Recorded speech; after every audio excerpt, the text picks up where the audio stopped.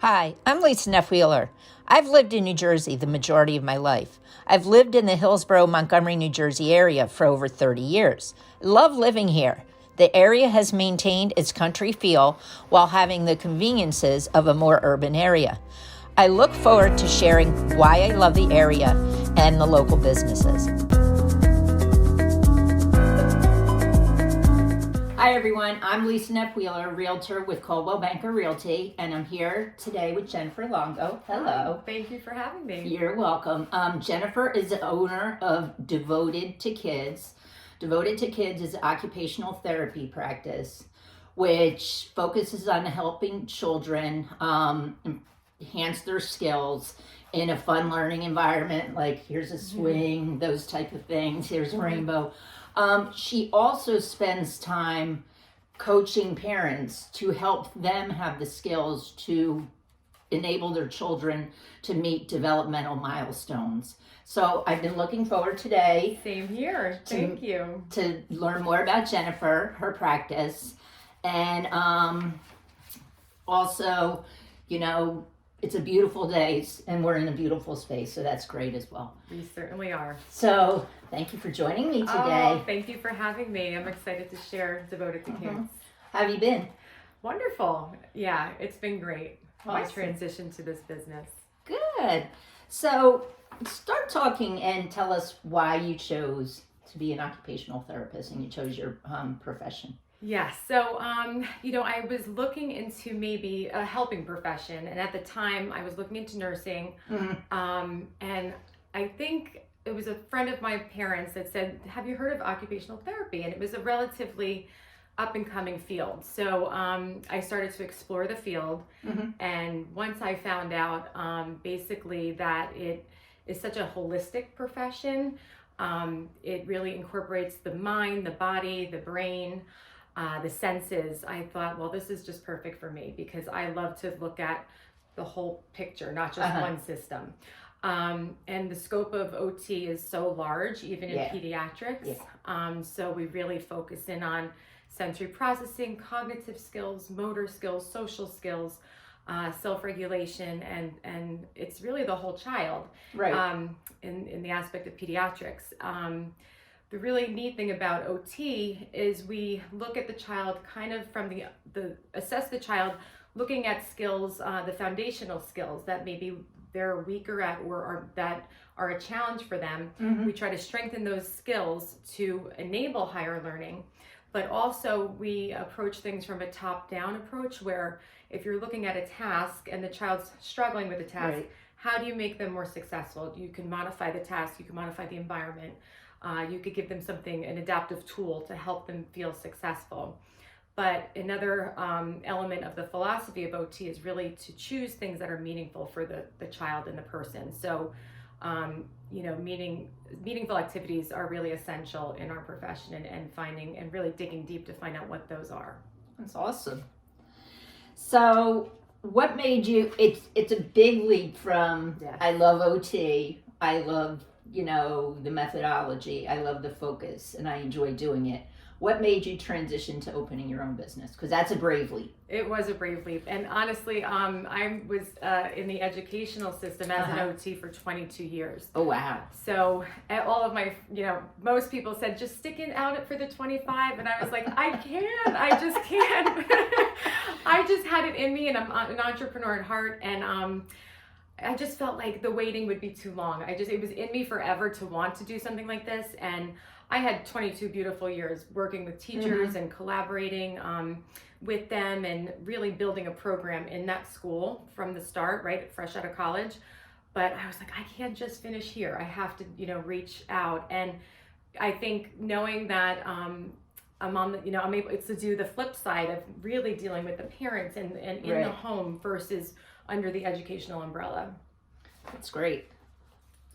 So you started talking a little bit in the first answer about the services you provide. Can you flesh that out a little bit and focus on the kid side of it, but also on the parent side of it? Because I think that's a very, very unique focus area? Yes, I wanted to offer services where they could come to me in my clinic, and then I can go to their home.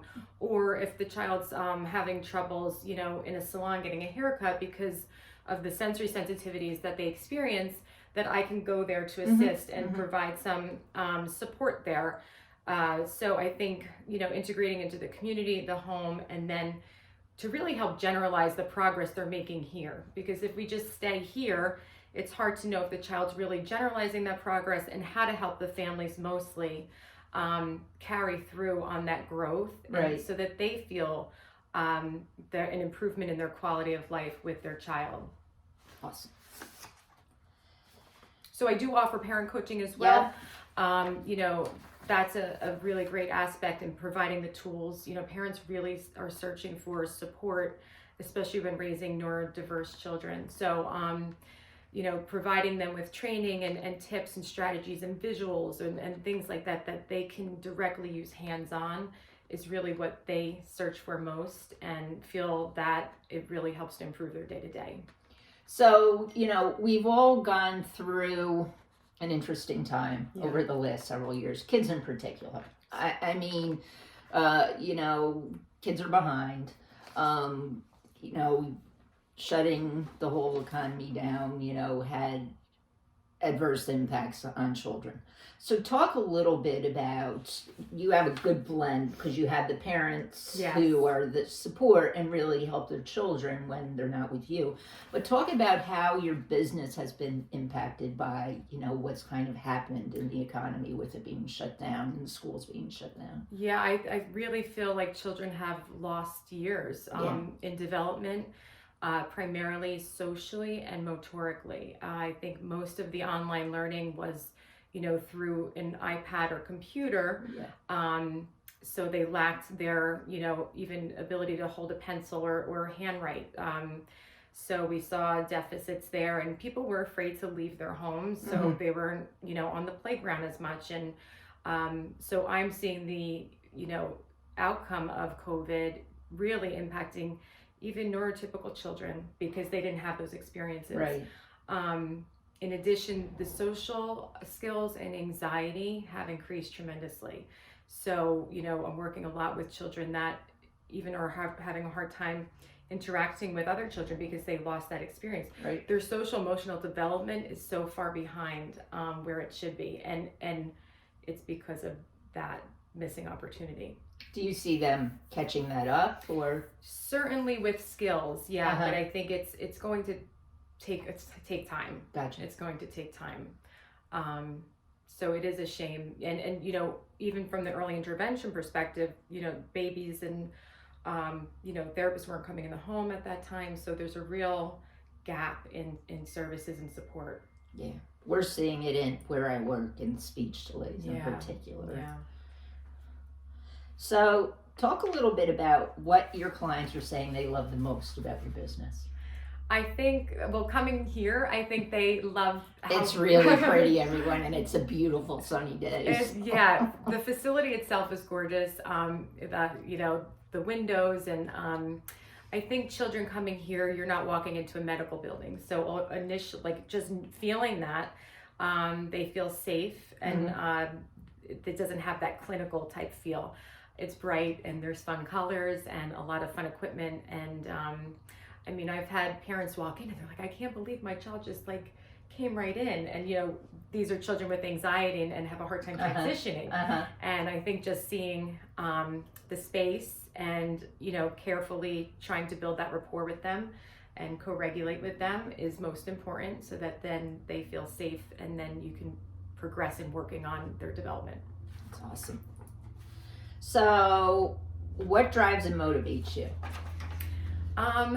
Especially in a new field like this, as far as owning my own private practice, I have refreshed in so many ways. There's so many courses and trainings I want to continue to take, and in order to help the parents and teaching them, further. But I think it's my innate ability to work with children, their response, and now working with the families is really motivating to me. Awesome.